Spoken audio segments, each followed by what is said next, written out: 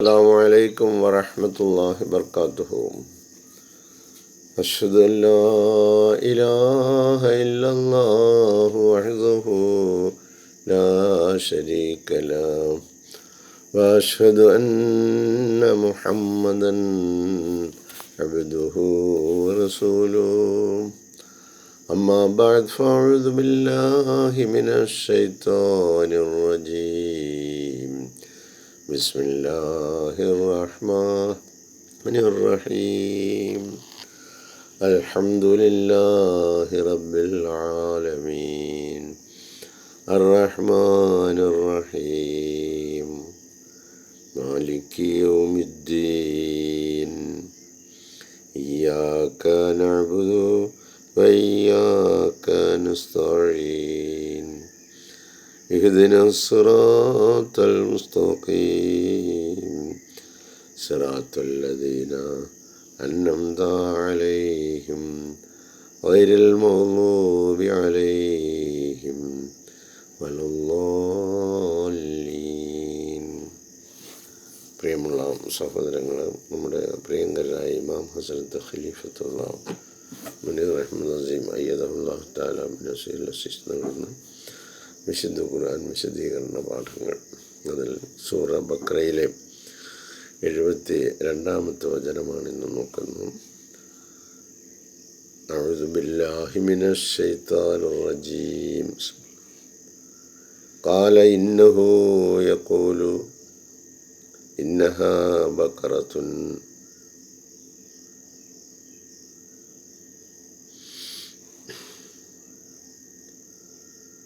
لا ذلول تثير الأرض ولا تسقي حرث مسلمة لا شية فيها قالوا الآن جئت بالحق فذبحوها وما كادوا يفعلون.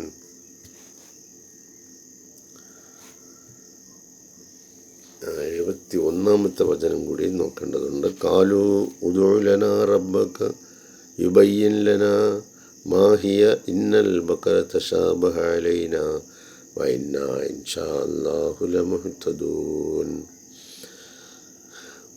പശുവിനെ ബലിയർപ്പിക്കുവാൻ അല്ലാഹു തആല കൽപ്പിച്ചപ്പോൾ മൂസാ അലൈഹിസ്സലാമിൻ്റെ മുമ്പിൽ അദ്ദേഹത്തിൻ്റെ ജനത സമർപ്പിക്കുന്ന ഒഴിവ് കഴിവുകളാണ് നമ്മൾ കണ്ടുകൊണ്ടിരിക്കുന്നത്. അതിൽ സൂറ ബഖറയിലെ 71-ാമത്തെ വചനത്തിൽ അല്ലാഹു പറയുന്നു, കാലു അവർ പറഞ്ഞു, ഉദൂ ലനാ നീ ഞങ്ങൾക്ക് വേണ്ടി പ്രാർത്ഥിക്കുക, റബ്ബക്ക നിന്റെ രക്ഷിതാവിനോട്, യുബയ്യിൻ ലനാ ഞങ്ങൾക്ക് വ്യക്തമാക്കി തരട്ടെ, മാഹിയ അത് എങ്ങനെയുള്ളതാണ് എന്ന്. ഇതുവരെ ഈ പറഞ്ഞതൊന്നും അവർക്ക്, പശുവിനെ ബലിയർപ്പിക്കുക എന്ന് പറഞ്ഞതൊന്നും അവർക്ക് മനസ്സിലായില്ല. അതുകൊണ്ടൊന്നും അവർ സംതൃപ്തരല്ല. അപ്പോൾ ചോദിക്കുകയാണ്, മാഹിയ അതെങ്ങനെയുള്ളതാണ്. എന്നിട്ട് അവർ വീണ്ടും പറയുന്നു, ഇന്നൽ ബക്കറ ഈ പശുക്കളൊക്കെ തശാബഹാലേന ഞങ്ങൾക്ക് ഒരുപോലെ തോന്നുന്നു. ഏത് പശുവിനെ അറക്കേണ്ടത്, ആ പശുവായാലും ഈ പശുവായാലും വേറെ പശുവായാലും എന്തായാലും ശരി, ഞങ്ങൾക്ക് അതെല്ലാം ഒരുപോലെ തോന്നുന്നത്. അതുകൊണ്ട് ഏതിനെ അറക്കേണ്ടത്, വൈന്നാ ഇൻഷാ അല്ലാഹു അല്ലാഹു തആല ഉദ്ദേശിച്ചിട്ടുണ്ടെങ്കിൽ നിശ്ചയമായും ഞങ്ങൾ, നിശ്ചയമായും ഞങ്ങൾ, ഇൻഷാ അല്ലാഹു അല്ലാഹു തആല ഉദ്ദേശിച്ചു ലമുഹ്തദൂൻ ഇത് സംബന്ധമായ ഞങ്ങൾക്ക് വഴി കാട്ടിത്തരും എന്ന് അവർ മൂസാ അലൈഹിസ്സലാമിനോട് പറഞ്ഞു. അപ്പോൾ അവരുടെ ഈ ചോദ്യത്തിനും അല്ലാഹു തആല ഉത്തരം നൽകുകയാണ്. എന്നിട്ട് അല്ലാഹു തആല പറയുന്നു, കാല മൂസാ അലൈഹിസ്സലാം അവരോട് പറഞ്ഞു, ഇന്നഹു യഖൂലു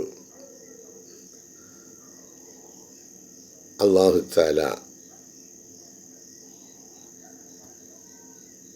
പറയുന്നു, ഇന്നഹാ ബക്കറത്തുൻ ആ പശു, നിങ്ങൾ ആവശ്യപ്പെട്ട ഈ പശു ലാ ദലൂലുൻ അതിന് യാതൊരു ന്യൂനതയും ഉള്ളതല്ല. ദലൂല് എന്ന് പറഞ്ഞാൽ എന്തെങ്കിലും ന്യൂനത ഉണ്ടാകുക, അങ്ങ് ക്ഷീണിക്കുക, ബുദ്ധിമുട്ട് അനുഭവിക്കുക എന്നൊക്കെയാണ്. അപ്പോൾ ഈ പശുവിന് അങ്ങനെയുള്ള യാതൊരു കുഴപ്പവുമില്ല, യാതൊരു ന്യൂനതയുമില്ല. തുസീറുള്ള അങ്ങനെ ഈ ക്ഷീണം വരുന്നത്, ബുദ്ധിമുട്ടൊക്കെ വരുന്നത് ഭൂമി ഉഴുകുന്നതിലൂടെയാണ്. അപ്പം ഭൂമി ഉഴുത് ക്ഷീണമൊന്നും ബാധിച്ചിട്ടില്ല. അതുപോലെ വലാ തസ്കിൽ ഹർഥ, തസ്കി എന്ന് പറഞ്ഞാൽ ജലസേചനം ചെയ്യുക. അൽ ഹർഥ കൃഷിക്ക് ജലസേചനം ചെയ്യുന്നതിനായി ഈ പശുവിൻ്റെ മുകളിൽ എന്തെങ്കിലും വെച്ച് കെട്ടി ജലം കൊണ്ടുപോവുകയോ അങ്ങനെയൊക്കെ ചെയ്ത് അങ്ങനെയും അതിന് ഒരു ക്ഷീണം തട്ടിയിട്ടുള്ളതല്ല. ചുരുക്കത്തിൽ കൃഷിക്ക് ജലസേചനം നടത്തുകയോ ഭൂമി ഉഴുതുമറിക്കുകയോ ചെയ്തിട്ടില്ലാത്ത മുസല്ലമത്തുൻ, നല്ല ശക്തിയുള്ള ഒരു പശുവാണ്. ലാ ഷിയത്ത ഫിഹ, ആ പശുവിൻ്റെ മേൽ യാതൊരു രീതിയിലുള്ള അപൂർണതകളും ഇല്ല. ഇത്രയും കാര്യങ്ങൾ പറഞ്ഞു.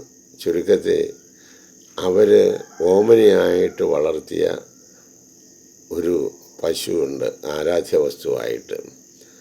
അതിന്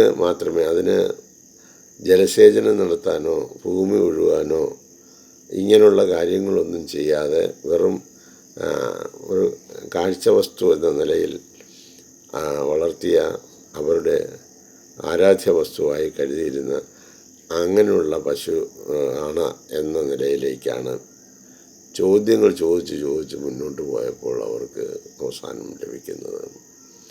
എന്നിട്ട് കാലു അലാന ജിത്ത ബിൽ ഹക്കി, കാലു അവർ പറഞ്ഞു, അലാന ഇപ്പോൾ ജിത്ത ബിൽ ഹക്കി, നീ സത്യം കൊണ്ടുവന്നു, ഇപ്പോഴാണ് ഞങ്ങൾക്ക് വ്യക്തമായത്. ഫദബഹൂഹ, അങ്ങനെ അവർ അതിനെ, ആ പശുക്കുട്ടിയെ അറുത്തു. ഒമാ കാതു യഫ്അലൂൻ, അവർ പ്രവർത്തിക്കുന്നവരായിട്ട്, സ്വന്തം മനസ്സാലെ പ്രവർത്തിക്കുന്നവരായിട്ടായിരുന്നില്ല. ഒമാ കാതു യഫ്അലൂന, അവർക്ക് ചെയ്യാൻ യഥാർത്ഥത്തിൽ മനസ്സില്ലായിരുന്നു. ചുരുക്കത്തിൽ മനസ്സില്ലാ മനസ്സോടെയാണ് അവർ ആ കൃത്യം നിർവഹിച്ചത്.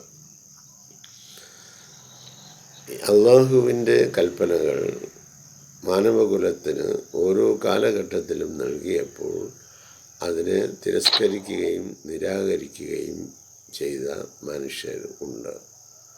അതുപോലെ പ്രവാചകന്മാർ അവരുടെ ദൗത്യം പൂർത്തീകരിക്കുന്നതിനായി വളരെ വലിയ പ്രയാസങ്ങളും നേരിടേണ്ടതായി വന്നിട്ടുണ്ട്.